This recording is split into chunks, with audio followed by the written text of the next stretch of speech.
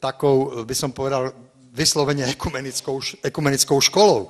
A teda môžeme tam koexistovať, môžeme spolu nažívať v bratskej láske, alebo v sesterskej láske a nemáme s tým žiadne problémy a dokonca vieme prijať druhých, ktorí prichádzajú z odlišných tradícií a oceniť niečo z tých tradícií, pretože spravidla človek neocení tú tradíciu, ktorej nerozumie.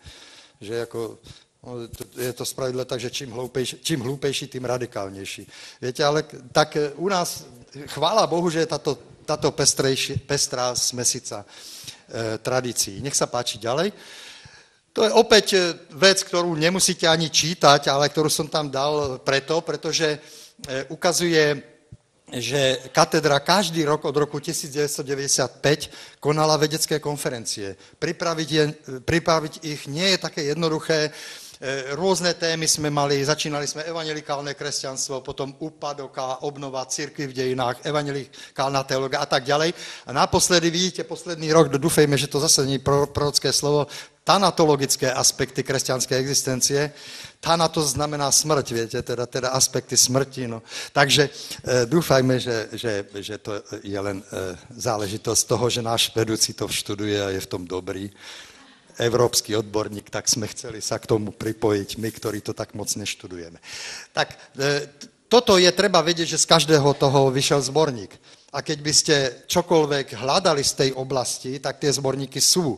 A tam sú naozaj články, ktoré sú fundované dobre a ktoré aj využívajú posledné, povedzme, znalosti z tých oblastí. Ešte ďalej, ja myslím, že tých 5 minút už som dávno preťahol.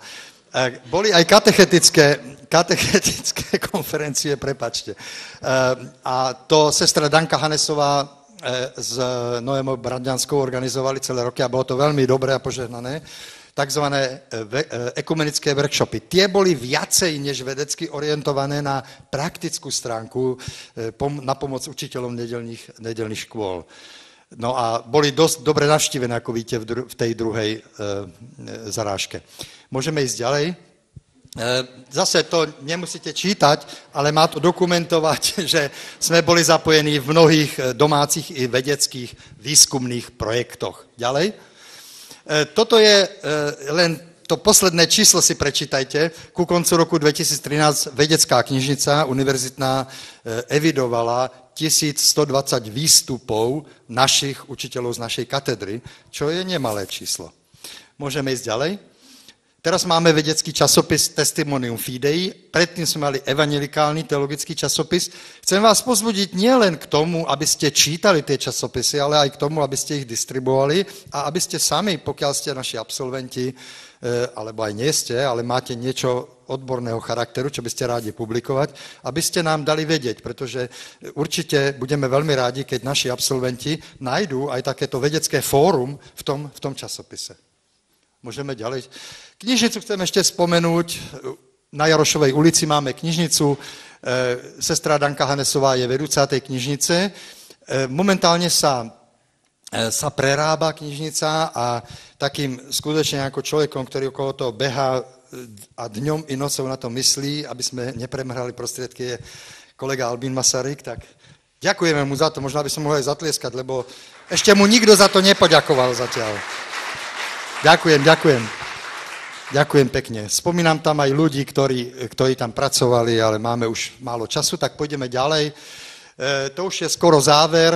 O tých výhľadoch nebudem hovoriť, pretože hovoriť o tom bude vedúci katedry, ale chcem povedať asi toľko, že tá katedra je obrovský dar a treba sa za ňu modliť a treba ju podporovať, ako sa len dá, pretože je aj ohrozovaná všelijakým spôsobom a aj v súčasnosti, keď prechádzame akreditáciou, 5. novembra sa za nás modlite, budeme mať akreditačnú komisiu na mieste a budú nás tam grilovať.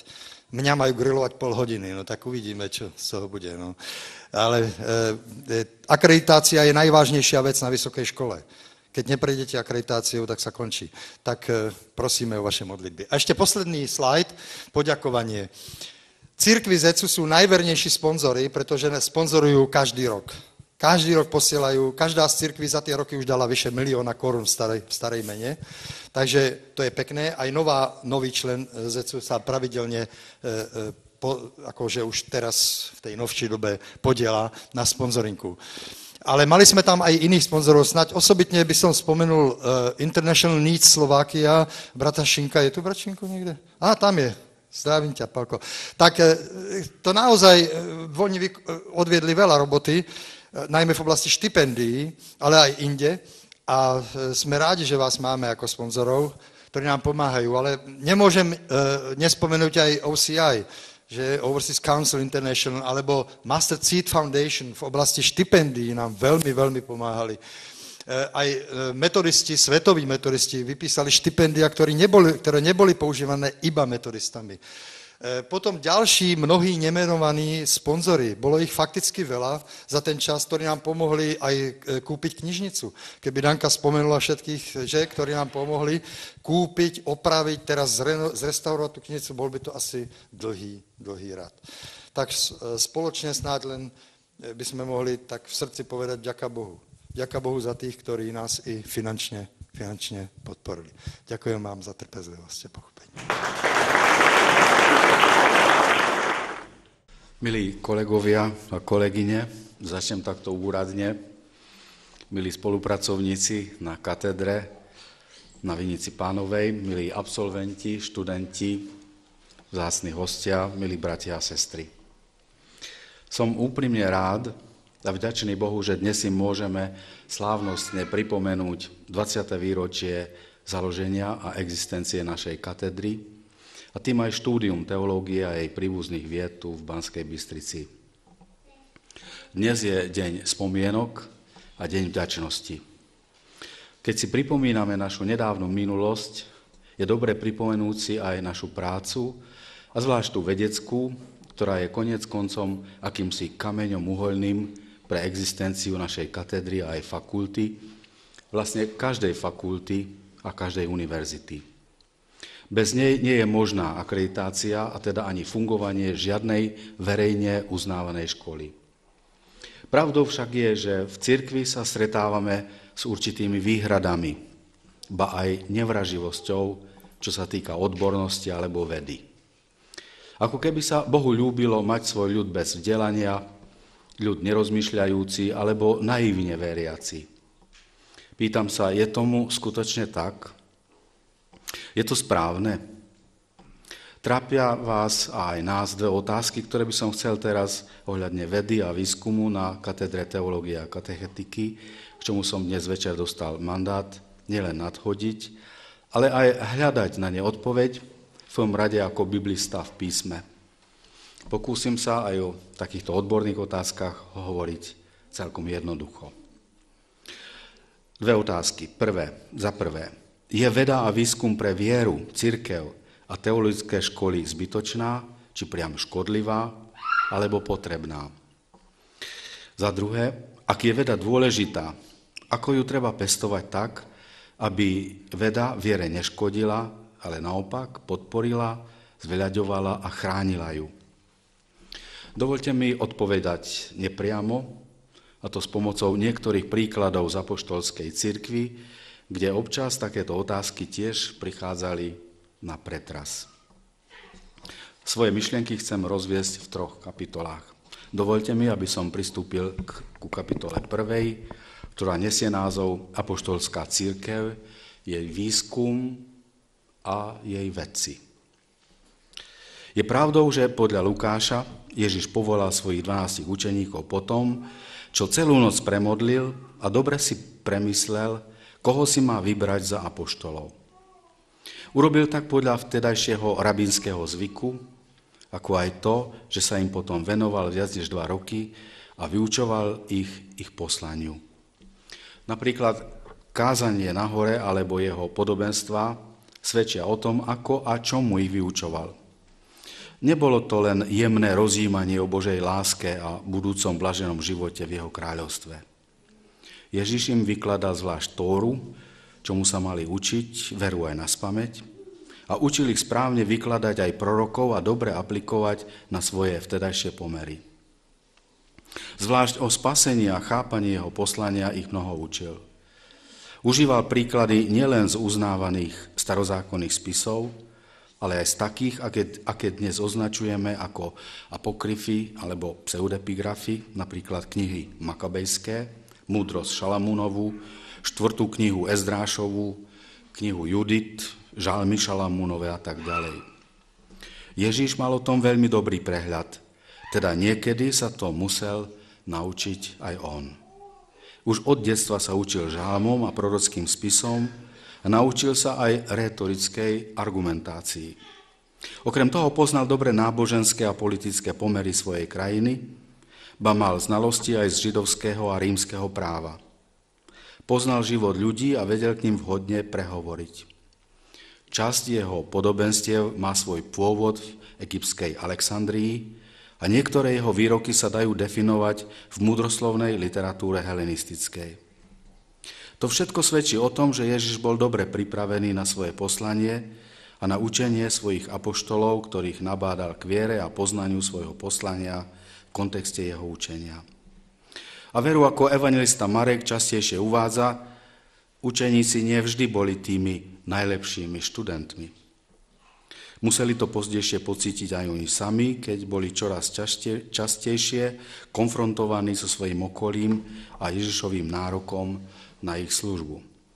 Ak neberieme v úvahu pozdejšie legendy, musíme s pokorou priznať, že nie všetci a rovnako dokázali v kritických chvíľach obstáť. Nie náhodou sa ich osudy z knihy Skutkov apoštolských pomaly vytratili, ba niektorí už ani neboli tam vôbec spomenutí. Mohol by som pokračovať líčením osudov ďalších služobníkov Kristových a apoštolskej cirkvi. Snáď predsa len stojí za zmienku uviesť aspoň niektorých apoštolských mužov, ktorí boli skutočne učencami. Timotej a Titus, ktorí dobre ovládali jazyky a helenistickú kultúru. Sosthenes, Silvanus a Epafroditos boli významní učenci, ktorí spolu formulovali apoštolské listy a museli veľmi dobre logicky ich koncipovať. Tychikos bol odborník na sociálnu pomoc, tzv. diakóniu, ale výborný rečník a potešovateľ. Manželia Priska a Akvila boli dobrí teológovia, ktorí otvorili svoju domácnosť pred veriacimi a vo vlastnom dome študovali spolu písmo. Apolón bol veľký rétor a vzdelanec z Alexandrie. Evanjelista Lukáš sa vypracoval na vynikajúceho helenistického apoštolského spisovateľa, ktorý skúmal pôvodné grécke pramene, aj archívne, kolujúce ako spisy a aj osobne chodil po palestínskych oblastiach, kde pôsobil Ježíš. Skúmal a bádal. A na tomto vysoko odbornom základe napísal Evanjelium a Skutky apoštolov, jedno z najvýznamnejších diel o počiatku cirkvi. Okrem týchto uvedených bolo v apoštolskej cirkvi ešte mnoho teológov, vedcov, apologétov a bojovníkov, ktorí bádali a študovali písma, ako sa v nich zjavuje spása a mesiášstvo Ježiša Krista. S veľkým zanietením svedčili, písali, argumentovali alebo polemizovali. Múdro konali liturgickú a literárnu recepciu z bohatstva židovskej a helenistickej kultúry. Zakladali a tvorili biblické spoločenstvá, kde spolu bádali v písmach, ako napríklad aj v Bereji, a hľadali význam starozákonných proroctiev o Ježišovom poslaní a porovnávali ich s inými mesiášskymi výpoveďmi a spismi, aj tzv. Apokryfickými a rabínskymi. Okrem toho sa práve v tejto dobe rozbehla práca na zbierke Ježišových výrokov, ktoré zbierali, skladali, opisovali. Tvorili ďalej teologické listy, prepisovali listy apoštolské a spolu skúmali tajomstvo Ježiša Krista, od vekov skryté a im zjavené. Túto hlbokú teologickú prácu robili spolu v obecenstve, ale aj jednotlivo, ako to vidíme aj z príbehu komorníka, ktorý sám študuje písmo a pátra po Ježišovi. Aké šťastie, že mu Boh mohol poslať na pomoc dobrého teológa Filipa, ktorý mu vysvetlil teologický zmysel čítaného oddielu z proroka Izaiáša.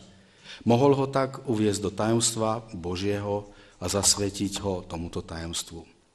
Svojim spoľahlivým, odborným teologickým výkladom a svedectvom Zachránil jeho dušu a poslal evanjelium do jeho domoviny. Dovolte mi pristúpiť aj k 2. kapitole. Apoštol Pavel ako profesor na katedre. Služba v cirkvi však kládla čoraz väčšie nároky a vyžadovala dobrú pripravenosť. Taktiež menil sa aj priestor, v ktorom mohli apoštolovia zvestovať Krista. Pôvodne z ulice, námestí či brehov jazera sa naraz evanjelium mohlo dostať aj na katedru gréckej filozofickej školy. Aké šťastie, že cirkev mala výborného učenca, ja ho nazvem profesora, ktorý tam mohol ísť a učiť. Bol to apoštol Pavel, ktorý v Efeze dostal možnosť vykladať starý zákon, zvlášť zvesť o Božom vyvolenom služobníkovi a akceptovať ho na Krista. Pavel najsamprv vstúpil do synagógy, kde 3 mesiace viedol rozhovory a smelo presviedčal svojich poslucháčov o Božom kráľovstve. Potom šiel k filozofom. Máme síce málo údajov o filozofickej škole Tyranovej v Efeze, ale toľko vieme, že každý deň tam učil, pravdepodobne grécky, zvlášť v dobe obeďajšej prestávky, teda od 10. do 4. po obede, keď bolo teplo a filozofovia mali voľno. Tak mohli počúvať Petra všetci, čo tam prišli. Od jednoduchých ľudí, po učencov, vedcov a filozofov, ktorí boli otvorení evanjeliu. Tak ho mohli počúvať aj tzv. Kolegovia z Tyranovej univerzity. Boh otvoril nesmierne možnosti evanjeliu a Pavlovi. Bolo dobré, že Pavel mal výborné vzdelanie nielen židovské, ale aj grécke. Vedel jazyky, bol dobre erudovaný v gréckej literatúre, citoval gréckych autorov ako napríklad Menandra, Euripida či Epimenida. Poznal grécko-rímske právo a mal znalosti aj v diplomácii. Ovládal znalosti z gréckeho športu, z olympijských hier, z vojenskej techniky, obchodovania či poľnohospodárstva, poznal nekropolisnú poéziu, módu obliekania, kozmetiku a vedel sa aj dobre zorientovať na svojich cestách, čo prezrádza jeho dobré geografické vedomosti. Podobne dobre ovládal aj techniku gréckeho stolovania a musel poznať aj výstrednosti grécko-rímskych kultov a mystérií. Tieto všetky znalosti a vedomosti používal k dobrej argumentácii a formulovaniu zvesti evanjelia, ktorým povolával ku Kristu. To dáva predpokladať, že musel mať aj dobrú knižnicu. O nej môžeme sa niečo dočítať v 2. liste Timotejovi 4.13, ktorý zachováva pavlovskú tradíciu. Je v nej prosba k Timotejovi. Keď prídeš, prines mi aj knihy, najmä pergamy. O aké knihy ide? Z gréčtiny vieme, že išlo o knihy rôzneho druhu, Biblia, a taktiež pergameny, či kožené blany, membranáj. Aj keď vieme, že Pavel z hlavy citoval pomerne voľne Septuagintu, tu predsa chcel mať knihy pri sebe. Podľa niektorých vedcov mohlo ísť o jeho teologické poznámky či výpisky z diel rôznych autorov. Mohlo ísť prípadne o kópie jeho apoštolských listov zborom, respektíve o zoznamy týchto zborov a ich členov. Taktiež to mohli byť Ježišove zvláštne výroky, ktoré vtedy už existovali v písomnej forme, napríklad vo forme prameňa Q. Možno, že išlo o tieto spisy, ako aj o doslovné knihy niektorých židovských či gréckych autorov, ktorých vo svojich dielach aj cituje. V každom prípade táto skutočnosť prezrádza, že apoštol Pavel bol mužom na svojom mieste a bol ním aj v Efeze na katedre v Tyranovej filozofickej škole. Evanjelium sa tak naraz dostalo na vysokú akademickú úroveň. A Pavel v Efeze obstál. Aké šťastie, že bol mužom vzdelaným, odborne dobre pripraveným na svoje poslanie. Spoliehal sa na Krista, veď jeho prezentoval, ale svoje odborné vedomosti neúprosne potreboval k úspešnej službe evanjelia. A pristúpil by som k 3. kapitole, naše povolanie a poslanie. Možno nám niektorí z cirkvi zazlievajú, na čo toľko učenia, na čo toľko vedy, na čo toľko námahy. Možno by stačilo trošku modlitby a viac duchovnej pohody. Pán cirkvi, a doplním, aj vedúci katedry nemôžu tolerovať lenivosť či ľahkovážny únik pod plášť naivnej zbožnosti. Myslím, že príklady, ktoré som doteraz uviedol, dávajú jednoznačnú odpoveď. Vedu a výskum potrebujeme pre akademický rast, pre získanie čo najlepšej odbornosti a pre dobrú pripravenosť pre službu a cirkevnú prax. Je to zodpovednosť, ktorú musíme na seba vziať, ak chceme byť dobrými služobníkmi nášho Pána a úspešní absolventi našej katedry. Aj v tomto záujme vedieme štúdium a výskum, aby ste mohli získať čo najodbornejšie vzdelanie magisterské i doktorandské. Máme domáce i medzinárodné projekty a robíme výskum v oblastiach, ako je etika, Ježišove múdroslovné výroky, máme edukačné a katechetické témy, bádame aj v oblasti eschatológie, v témach o posledných veciach človeka a sveta, preberáme otázky pohrebných parenéz, zvlášť v blízkosti smrti, nadväzujeme spoluprácu s domácimi a zahraničnými univerzitami. Aktuálna je teraz práca na revízii Biblie, sústreďujeme sa na krížové odkazy aj pre deuterokanonické knihy. Pripravuje sa spolupráca so záchrannou misiou, aj s krematóriom, s cirkvami. Vydávame aj odborný časopis Testimonium Fidei. Myslím, že je toho dosť. Radi a s poslušnou vierou konáme svoje poslanie v plnej zodpovednosti za vec evanjelia. Ďakujeme, že to môžeme robiť spolu s vami. Veď všetci máme poslanie, ktoré musíme brať vážne a musíme si v tom vzájomne pomáhať. Dovoľme si, aby sme to robili s láskou a radosťou. Robme aj našu vedu tak, aby sme ňou zveľaďovali našu katedru, teda fakultu a univerzitu, ale aj naše cirkvy. Povedal by som, robme to v rámci trojice.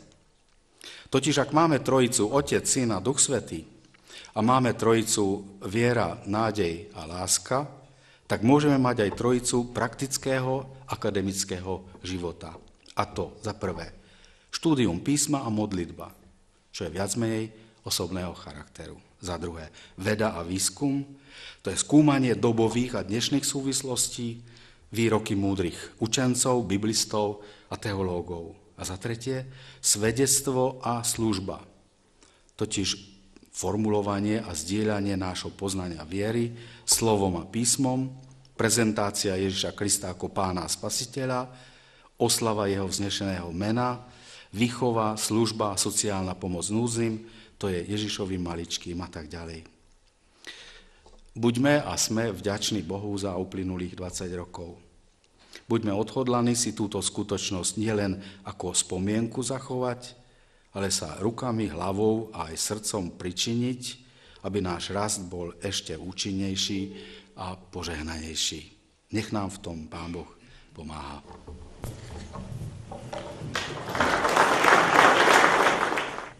Pre mnohých z nás je to taký otec na katedre. Ja si nesmierne spomínam na jeden z momentov, boli sme 2 diaľkové ročníky spolu a boli tam niektorí ctení kazatelia a my mladé ucha a brat Fazekáš mal taký ohromný otcovský prístup a prišiel za jedným z tých bratov kazateľov, ktorý mal veľký zbor a tak ho buchol po hlave a hovorí mu: a čo tvoja rodina, ako sa ti darí, staráš sa o manželku? Prinášal množstvo toho ľudského, množstvo takého veľmi vzácneho a dovolte mi okrem vzdania úcty za všetko to, čo urobil, mi možno predsa len položiť otázku a poprosiť ho o jedno prianie. A tá otázka je, aké to bolo byť prvým vedúcim katedry tejto školy? Tak, ako to bolo? Také to bolo, že sme museli niečo urobiť, niečo, čo malo význam a čo bude mať svoj dopad potom na budúcnosť. Museli sme sa zjednotiť, pretože naše evangelikálne cirkvi majú rozdiely a niekedy to spôsobí aj také rozdelenie, nedorozumenie.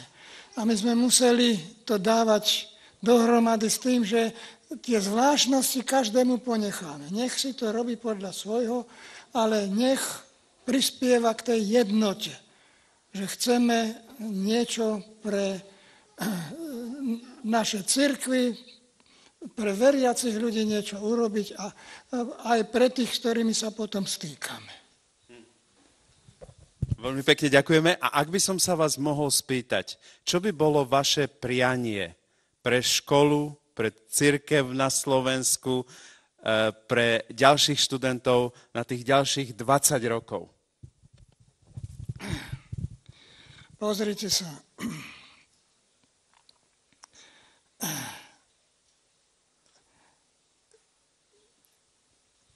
Úlohou teológov, kazateľov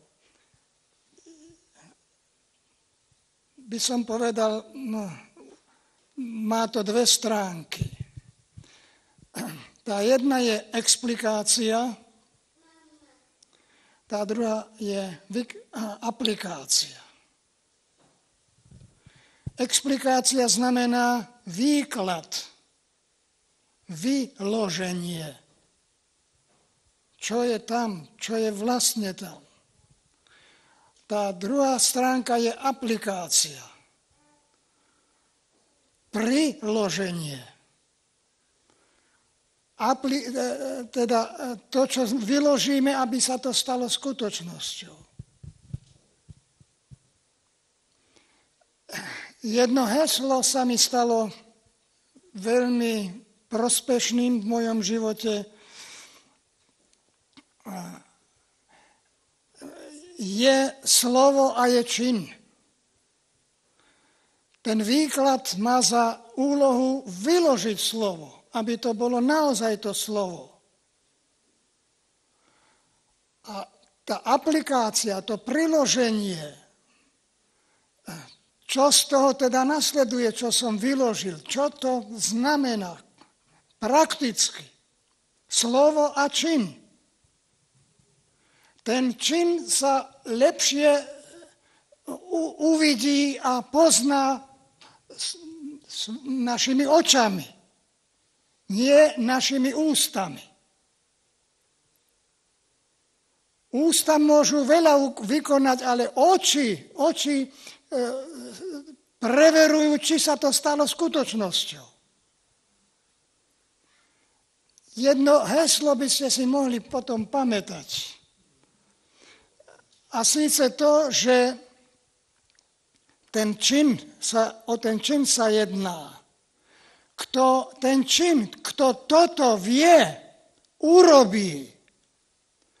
Kto toto nevie, učí druhých. Prosím vás, nebuďte takí, ktorí učia druhých. Len.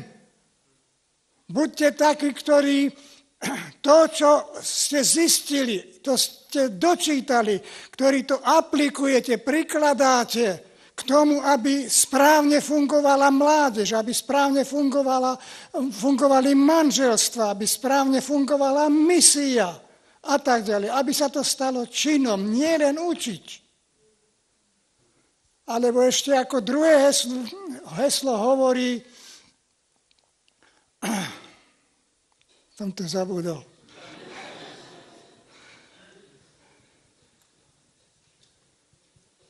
Áno.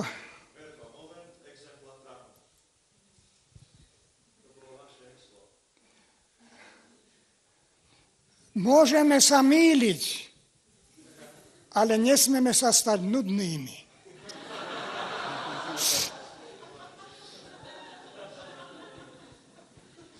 Splňte to vo svojom živote, keď sa dostanete do zborov. Aby ste získali ľudí.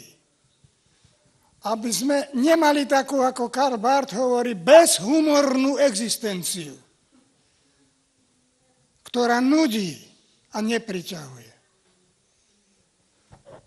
Ďakujeme veľmi pekne.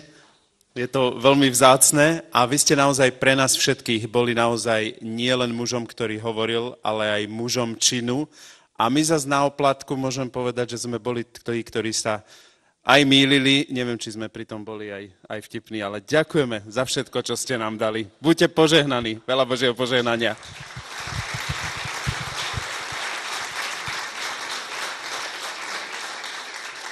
Ja som ešte pár viet by som chcel. A síce to, že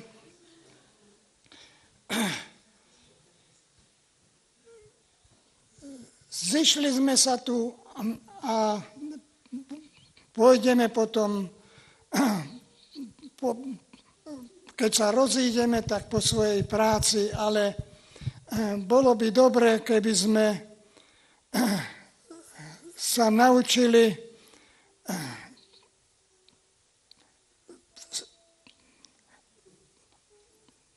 aplikovať to, čo sme sa dočítali na život našich zborov. Čítal som život Billyho Grahama. Nepredstaviteľné, absurdné veci.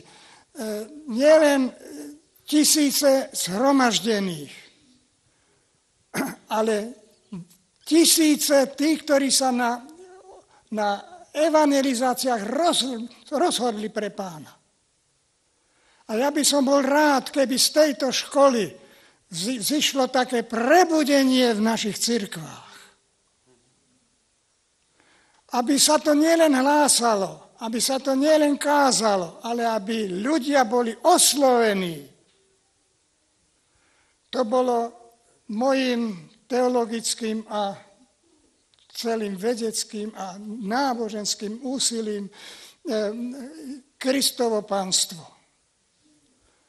Uskutočňujte Kristovo pánstvo. Keď som sa tu stretol s tými študentmi a teda s vami, tak mnohí mi prišli ďakovať za to, že keď som ja učil, takže čo som ja povedal, že to vždycky si zapamätali a tak ďalej a tak ďalej.